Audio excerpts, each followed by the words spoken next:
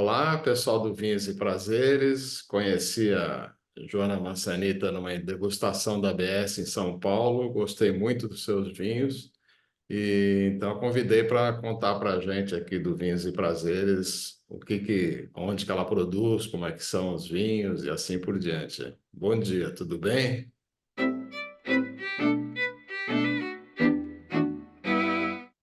Tudo. Obrigada, Alberto, pelo convite.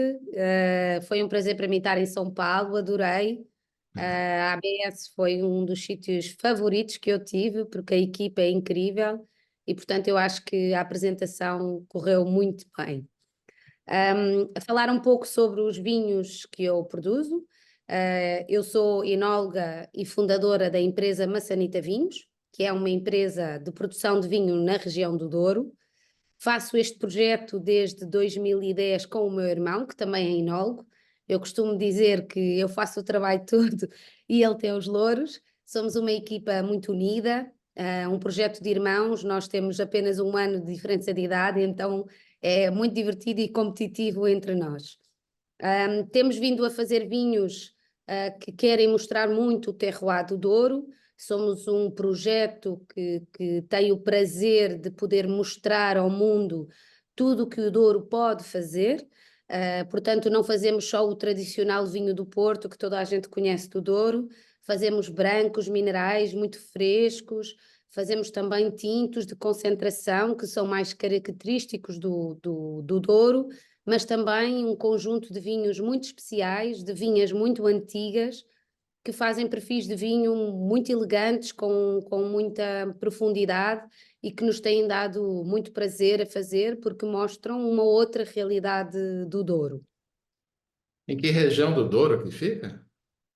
Então, o Douro fica dividido em três sub-regiões. E as três são muito distintas, porque o Douro vai desde a fronteira com Espanha quase até à costa atlântica. E então, dependendo onde estamos, o perfil dos vinhos é muito diferente.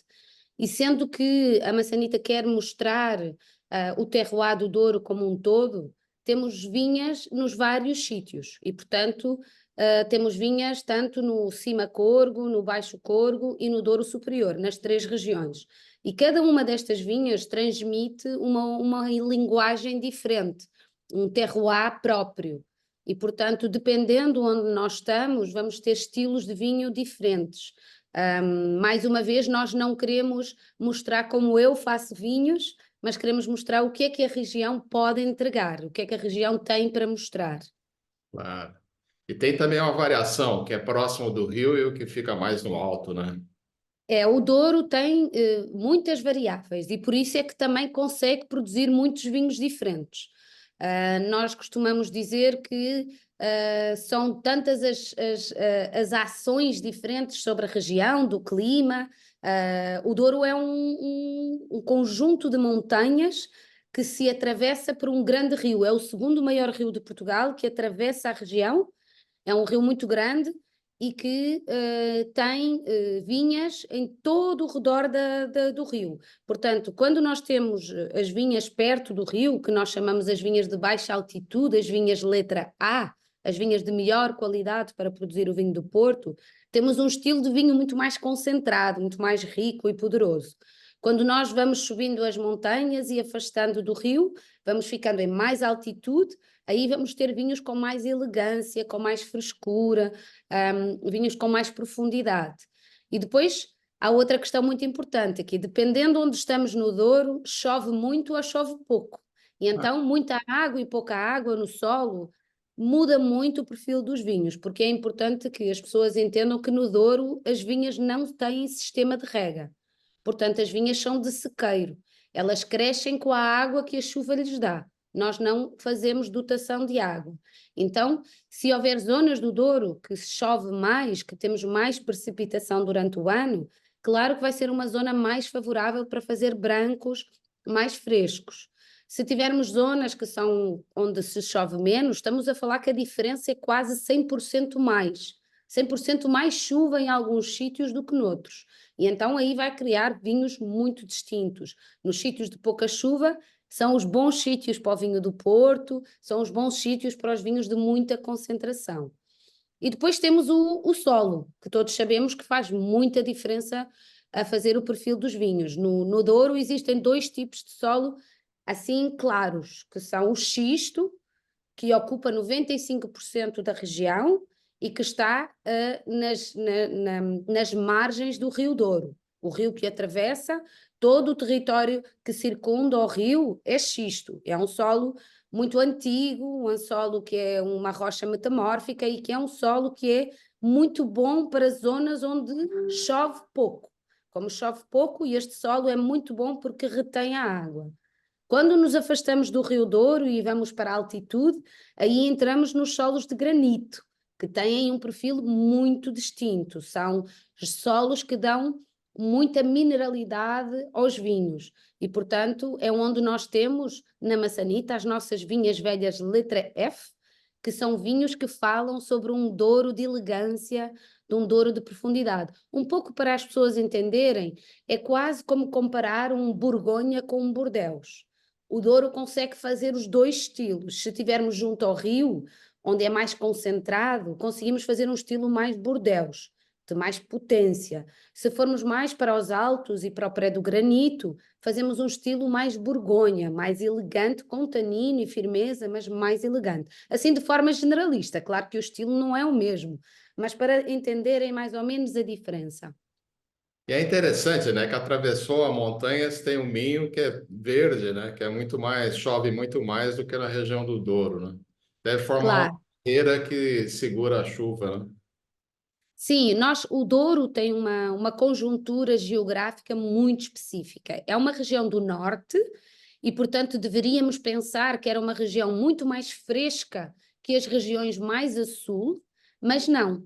E a razão é muito simples, é porque temos duas grandes serras que protegem o Douro quanto aos ventos do norte da Europa. E então quase que fazem uma barreira física para quase que proteger o Douro do frio. Então o Douro, durante a época de inverno, é realmente frio, é temperaturas que vão aos 0 graus. Mas durante o verão, como temos esta barreira, sobe muito a temperatura e temos temperaturas muito altas, que chegam aos 40 graus.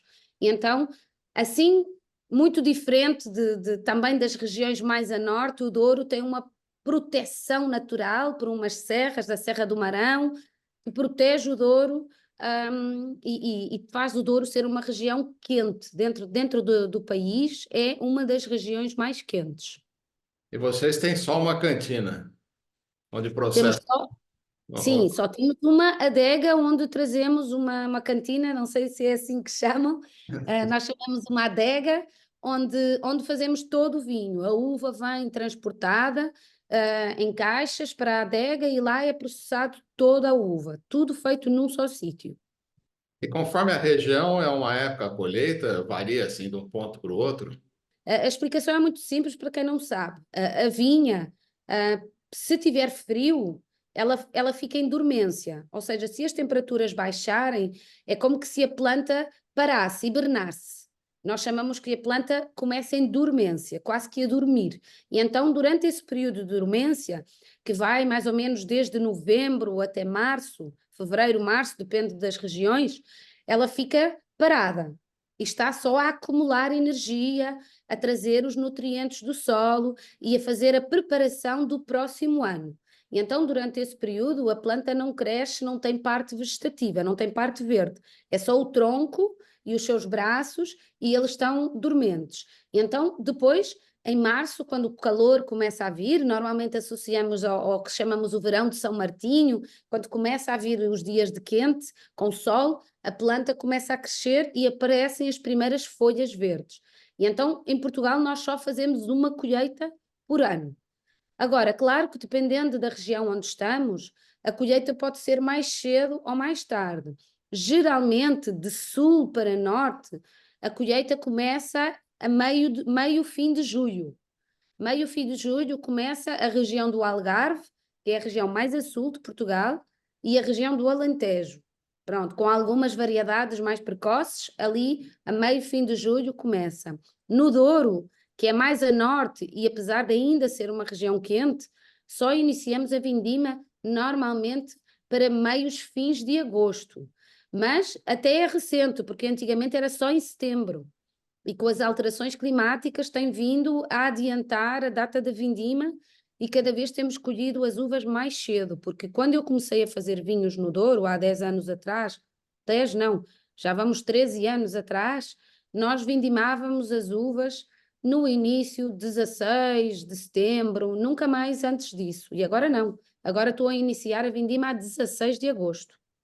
E começa pelas brancas.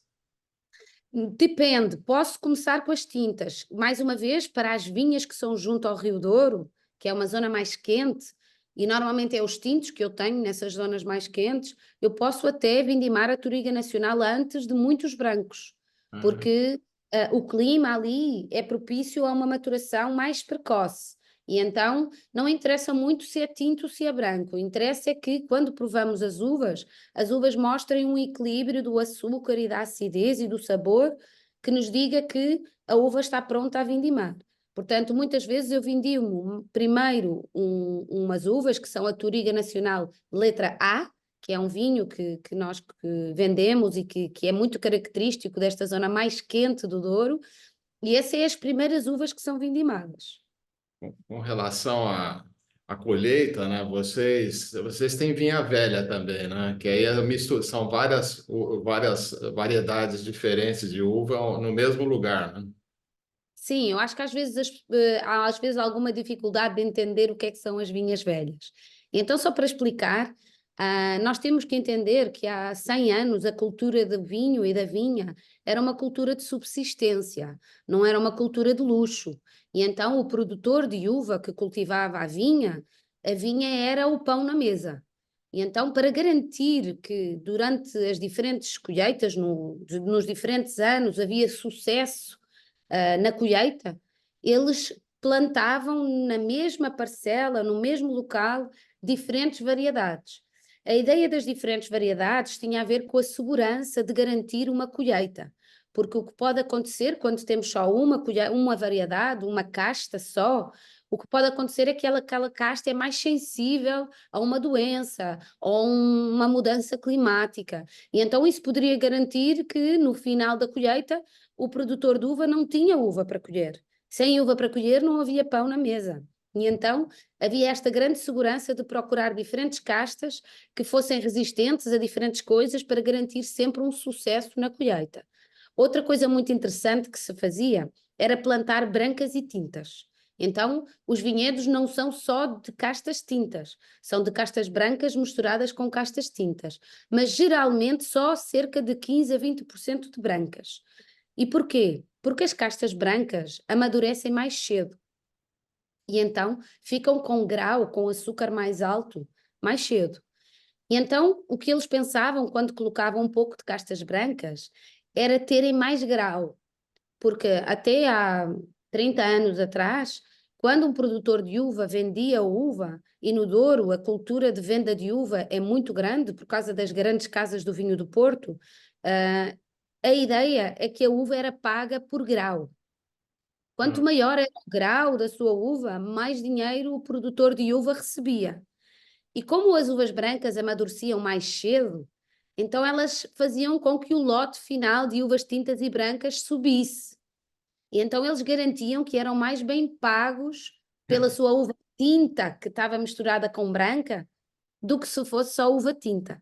E então garantiam que podiam vindimar um pouco mais cedo a tinta, garantir que depois não havia problemas com a chuva e com estragar a uva, porque a uva branca ia garantir um bom grau ao vinho final. E então as vinhas antigas, estamos a falar de vinhas com 100 a 150 anos que nós temos nas nossas propriedades, são vinhas muito antigas, com castas que já quase que não se vêem na região do Douro, um pouquinho ali, acolá, mas muito poucas, castas muito únicas, e que fazem um blend entre brancas e tintas misturadas. Interessante. E a colheita é feita de uma vez só. Sim, nós temos as duas maneiras. Nós temos um vinho que se chama Letra F, que é uma mistura das castas tintas e brancas. E porquê? Porque nós encontramos num manual de viticultura que foi escrito em 1875 por um visconde de Vila Maior, onde ele aconselhava que todos os produtores devessem plantar sempre pelo menos 10% de uvas brancas nos seus vinhedos. Estamos a falar de um manual escrito há 150 anos atrás, que mais ou menos tem a data das nossas vinhas. E então, nesse manual ele dizia que os vinhos tintos produzidos de vinhas que tinham sempre 10% de uvas brancas eram sempre vinhos tintos melhores do que os feitos só com uvas tintas.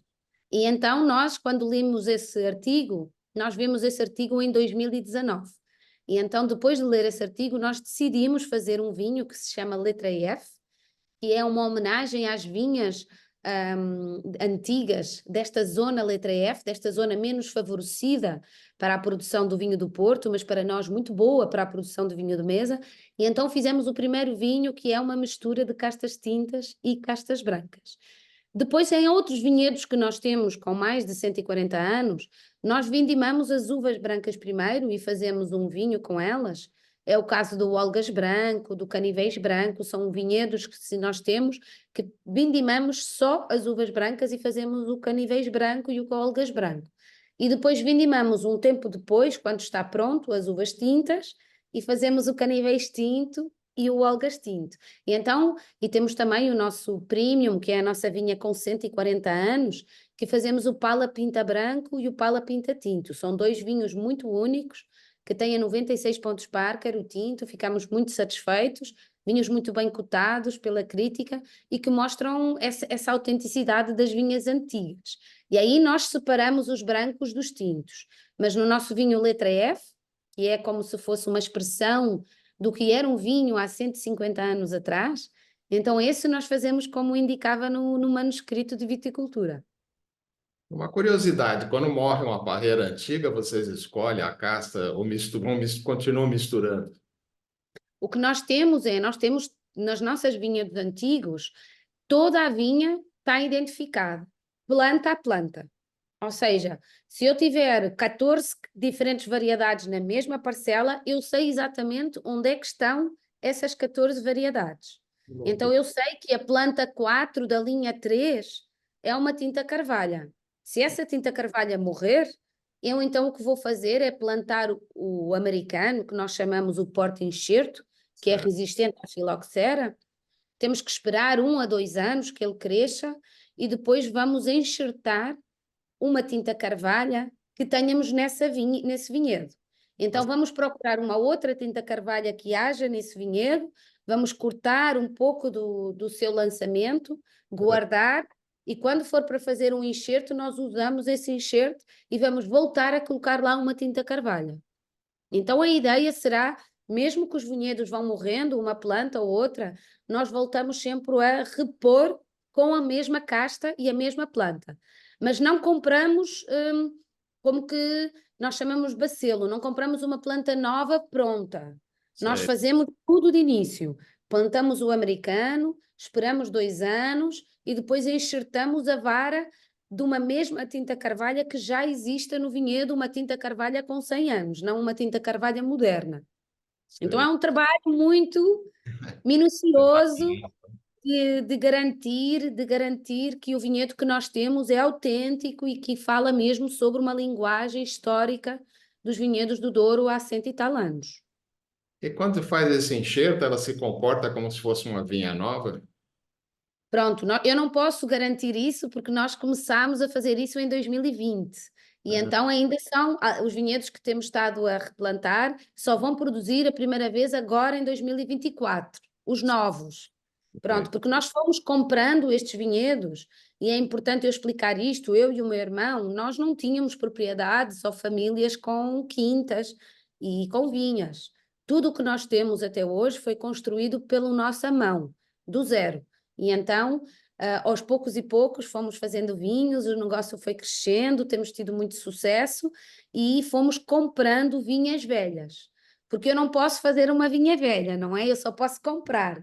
E então temos comprado vinhas velhas e a nossa missão é tornar estas vinhas velhas a produzir bem, de forma saudável e ir recuperando tempo a tempo. Então, só 2024 vai ser o primeiro ano em que vamos poder recolher algumas uvas dessas plantas novas que fomos fazendo.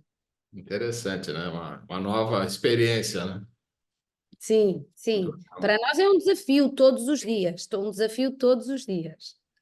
E quando faz essa colheita separada, vocês escolhem todas as brancas e depois todas as tintas. É assim que é feito, de uma vez só que é feita a colheita. Uma vez só, nós escolhemos todas as brancas e depois todas as tintas. Não é possível separar por casta, porque seria um trabalho Maluco, né? maluco. E quais são as linhas de vinhos que vocês têm? Então, nós separamos três grandes linhas de vinhos. O que nós chamamos o clássico, e o clássico é os vinhos que são o blend das castas do Douro que todo mundo conhece, que são as castas que nos últimos 60 anos se têm vindo a plantar mais.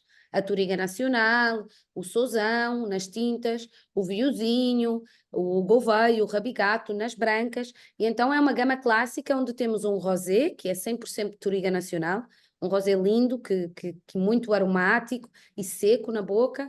E depois temos o maçanita branco e tinto, e que temos também reserva. O branco e o tinto são vinhos sem madeira, que são uma expressão de fruta, e o reserva tinto e o reserva branco já são vinhos com estágio em madeira, que têm um pouco mais de complexidade, um pouco mais de textura, também vinhos mais gastronómicos. Depois temos esta gama que estava a falar, o letra F, que é uma gama muito bonita de vinhos que são oriundos de vinhas com mais de 90 anos. A nossa vinha mais nova tem 90 anos, a nossa vinha mais velha tem 140 anos. Então aqui fazemos uma coleção de diferentes vinhedos que nós chamamos os single vineyards, que trazem vinhos brancos e vinhos tintos. E lá temos o Pala Pinta Branco, o Pala Pinta Tinto, o Letra F, as Olgas, portanto, que são vinhedos muito únicos que têm que ser produzidos. Estamos a falar de edições muito limitadas, de 300 garrafas, 600 garrafas, 1000 garrafas, coisas muito pequenas e muito nichadas. Então aí são vinhos muito exclusivos e são os nossos vinhos mais bem pontuados. E depois temos uma coleção que nós chamamos de single grapes. E então aí trabalhamos vinhas que são de uma variedade só.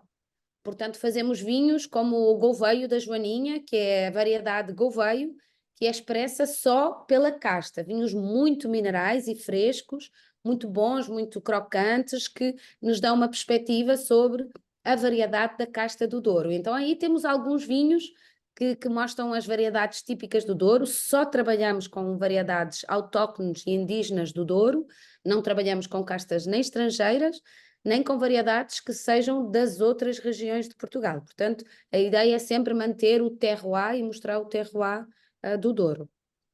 O mais tradicional é a Touriga, né? Como single vineyard, né? Como... Sim, tradicional mais uma vez, é o tradicional para a memória coletiva dos últimos 60 anos. Porque quando pegamos em vinhas mais antigas que 60 anos, a Touriga Nacional representa 2% do vinhedo. Verdade. E então é sempre um desafio entender esta questão da história do vinho e entender o que é tradicional e o que é típico. E nós costumamos dizer é tradicional em que tempo, em que espaço no tempo, não é? E então, se estivermos a falar da memória coletiva, em que provavelmente a pessoa mais antiga no mundo que tem experimentado vinhos tem 80 anos, não é? Então ela está provavelmente experimentando vinhos há 60 anos. 60, 70 anos. Então, a memória coletiva dos últimos 60 anos diz-nos que os vinhedos no Douro são vinhedos com Touriga Nacional, Tinta Roriz, Touriga Franca. Mas a questão é que quando avaliamos os vinhedos que têm mais de 70 anos, não são essas as variedades que dominam. Pronto, dominam outras variedades, existe uma mescla grande de variedades, mas as que são hoje consideradas as típicas do Douro não eram as que dominavam em maior percentagem. O casculho é uma casta que existe, o cornifesto também é uma casta que existe em grande percentagem nos vinhedos antigos. Agora, também temos que entender que a história do Douro foi no sentido do vinho do Porto. E Sim. então, esta procura de fazer os vintage, os vinhos de concentração e de juventude e de potência, então, sem dúvida que as castas como a Touriga Nacional são as mais favoráveis. Por isso, entende-se que o Douro se tenha transformado nestes vinhedos de monovarietais, como a Touriga Nacional e a Touriga Franca, no sentido de trazer essa concentração e essa riqueza de cor para os vintage. E vocês têm vinho do Porto também? Nós ainda não temos vinho do Porto, estamos a fazer uns ensaios, começámos a fazer em 2021, e então 2021, 22 e 23 já temos em casa, mas ainda estamos a entender como é que se faz. Eu achamos que fazer vinho do Porto é algo muito respeituoso, é algo que tem que se saber fazer muito bem, então só queremos vir ao mercado com algo muito perfeito. E então ainda estamos a afinar o nosso conhecimento. É interessante, né? Porque não é toda uva portuguesa que ela é boa monovarietal, né? E a maior parte dos vinhos são feitos um blend, né? Na minha opinião, nem tem que ver com ser bom ou não ser bom, tem a ver mais com o que é que tipicamente, historicamente, se faz no país. Nós temos 250 variedades, mais ou menos, e então há uma cultura muito forte com o blend. Ao contrário de muitos outros países, Portugal é muito famoso por isso, porque tem muitas variedades e utiliza as variedades como que se fosse a pimenta e o sal dos vinhos. E então vai colocando os diferentes ingredientes das diferentes variedades para completar os vinhos, a Touriga Nacional para dar volume e aromática, a Touriga Franca, que é muito boa pela pureza de fruta. Depois, por exemplo, a tinta Roriz, que é o Tempranillo de Espanha, muito boa para dar textura, volume. Então, esta combinação de variedades é muito para construir um vinho mais perfeito. Eu sei que muitas vezes é complicado no mundo entender os vinhos portugueses, por isso, por causa da complexidade das castas, mas na verdade a beleza de Portugal é essa, é que nós temos os temperos e brincamos com os nossos temperos, e os vinhos são feitos de blends, muito também por isso. A minha ideia para o Douro, como o projeto Maçanita, é ajudar as pessoas a entenderem o Douro. E então por isso é que eu faço muitos vinhos em monovarietal, também para as pessoas entenderem como é que cada casta contribui para produzir o vinho tão especial que é o vinho da região do Douro. É muito legal isso. Além da Turiga, qual que vocês têm monovarietal? Temos o Sousão, que é uma variedade que nós partilhamos, a região do Douro partilha com a região do Vinho Verde. No Vinho Verde chama-se Vinhão e no Douro se chama Sousão. É uma variedade muito única que contribui com acidez e com muita cor, porque é uma casta tintureira. É uma casta que tem cor dentro do bago e É, fora do bago. Muitas vezes o entendimento disto não é claro. As uvas tintas têm cor na película, portanto cá fora, não é? E dentro não têm cor, são brancas. Mas as castas, as variedades que são tintureiras têm cor fora e dentro e, portanto, têm mais cor do que as outras. E o Sousão é uma variedade incrível para isso. E depois fazemos um grupo de variedades muito grande de brancos. Temos o Viozinho, o Gouveio, o Folgazão. Nós somos atualmente o único produtor do Douro a fazer um 100% Folgazão. Depois temos Malvasia Fina, que é uma variedade muito oxidativa e que nós achamos muito interessante para produzir vinhos com mais complexidade, com outra dimensão. E mais ou menos depois temos as Tourigas, temos uma Touriga em altitude, uma Touriga em baixa altitude, para comparar como é que a altitude no Douro vai influenciar o estilo de vinho. E então vamos brincando assim com os fatores que influenciam o Douro, as castas, a altitude, as zonas, o solo, o xisto, o granito, para trazer um portfólio de vinhos que mostra como que se fosse um raio-x da região do Douro. É essa a ideia. vocês têm uma linha enorme, então, né? Cuidar disso não é fácil, né? Porque São 23 vinhos. barbaridade. E a produção que para ter Nós tanto. Sim, fazemos um total de 150 mil garrafas. E a intenção é que nós fazemos muitos vinhos, mas quase todos os nossos vinhos são produções inferiores a 2.000 garrafas. Então são vinhos muito únicos. Nós temos três vinhos que fazemos ou quatro vinhos que fazemos mais produção, que são o clássico, branco, o tinto, o rosé, e depois todos os outros vinhos são vinhos que fazemos em muito pouca quantidade, são muito nichados, a ideia é serem vinhos muito só para mostrar as características do Douro e tem que ser as melhores uvas, os melhores sítios, então nem sempre se consegue uma grande produção. Aonde que fica a cantina? a adega de vocês? A adega fica localizado no Ferrão, então o Ferrão é como que se fosse mesmo no centro da região do Douro, entre Espanha e o Atlântico, e fica em cima do Rio Douro, a cerca de 20 minutos do Pinhão. Pinhão é assim a aldeia principal do Douro, e nós ficamos mesmo, nós temos uma estação do comboio mesmo à porta da adega, que pode vir do Porto para direto para a nossa adega, e também temos uma, um deck para o barco atracar. Então, se querem vir visitar de barco, também é possível. Então, de carro, de comboio ou de barco. É Só não dá para helicóptero. É interessante, quando eu fui visitar uma vinícola no Douro, né, me falaram, você pega o comboio e quem vai te buscar, né? Eu falei, bom, comboio para a gente é um monte de carro, um monte de caminhão um atrás do outro, né? Não é trem, Ah, a gente chama trem, né? Eu não, falei, é você um trem, vai é um um monte trem. de gente junto, né? E depois que eu entendi o que significava isso, né? Então, apesar de ser português, é um português diferente do nosso, né? De vocês, né? Não tem Sim, sim. termo que... Então, sim, é trem, com o trem podem chegar à porta da adega. É Ah, uma adega muito pequena. Eu costumo dizer que somos uma garage winery, tipo, muito pequena, muito, como que eu digo, não é sofisticada, é um sítio muito pitoresco, é onde quem nos visita pode conhecer todo o processo de fazer vinho. Só temos enólogos a mostrar os vinhos, fazemos provas. Temos um conjunto de provas diferentes muito interessantes que explicam os vinhos. Podem fazer uma prova só de castas, ou uma prova de comparação de vinhos de xisto vezes vinhos granito. Às vezes as pessoas gostam de entender melhor esta questão de vinhos com madeira e sem madeira. Também temos uma prova que as pessoas podem fazer de vinhos com madeira e sem madeira.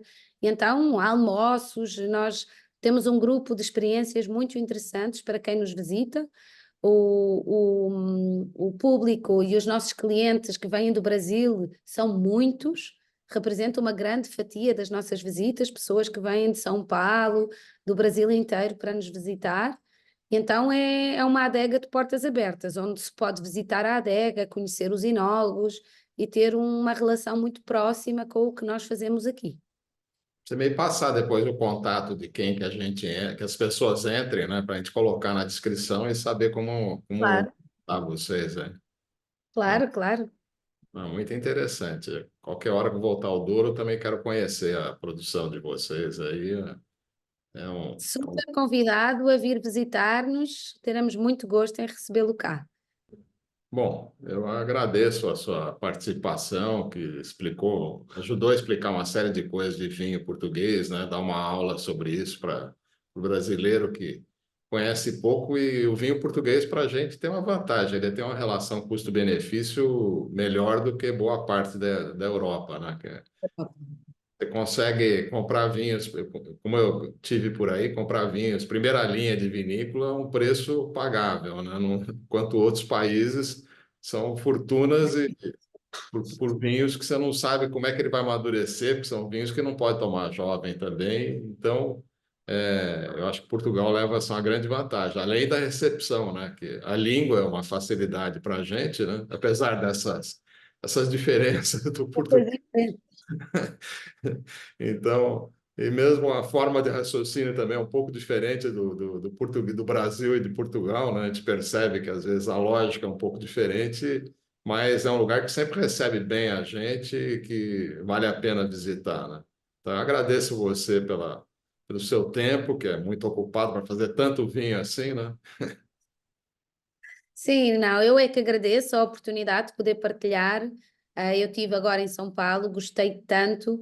É um país incrível, o Brasil, e eu acho que o vinho é tão bem tratado e nós também podemos ajudar, a entender melhor. E eu estou sempre, sempre disponível, sempre, e é isso que eu comunico, a ajudar a entender melhor o vinho do Douro e entender melhor o vinho do nosso Portugal, porque são vinhos muito bons. Às vezes a linguagem é complicada e então a minha ideia é sempre essa, é simplificar para termos só prazer, não é? Que a ideia do vinho é isso, é prazer. Exatamente. A importadora é a World Wine aqui no Brasil, né? É, a World Wine é a nossa importadora, e os nossos vinhos conseguem se encontrar nas lojas todas, muito facilmente e são vinhos que estão sempre disponíveis para quem quiser experimentar. Então, tá ótimo. Muito obrigado. Até Obrigada, eu, Alberto. uma próxima vez aí. Então, eu agradeço a assistência do pessoal e quem gostar do vídeo, curta e siga o canal que recebe informação cada vez que tivermos um vídeo novo, né? Então, um bom dia não, boa tarde para você, né? Para mim já é tarde, sim. Até mais. Obrigada.